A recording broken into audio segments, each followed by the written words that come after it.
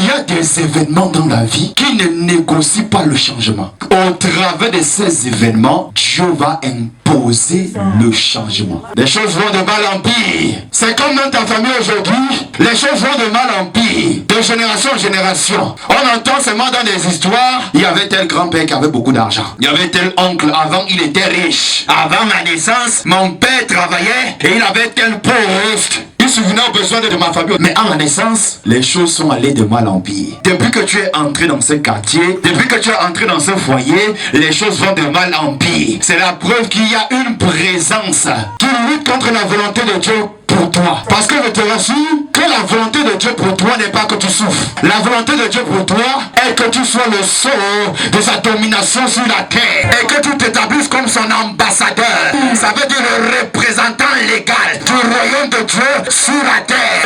Et il y a quelqu'un qui combat contre cela. Le diable essaie de te faire comprendre qu'il n'y a plus de combat depuis que tu es né de nouveau. Tu es entré dans des églises, on te dit qu'il n'y a plus de combat à faire. Jésus a vaincu Satan et c'est fini. Il a vaincu Satan. Pourquoi il te donne le pouvoir de marcher sur le serpent, de marcher sur le scorpion et sur tout pouvoir de l'ennemi? Et il te rassure, il te promet que rien sur la terre, rien dans le ciel, ne pourra te nuire. C'est parce qu'il sait que si tu n'as pas le pouvoir, si tu n'as pas la puissance, si tu n'as pas l'autorité, si tu n'as pas la domination, il y a quelqu'un dans ton environnement, il y a quelqu'un dans ton atmosphère, il a la capacité de te nuire. Je dis ton combat n'est pas terminé.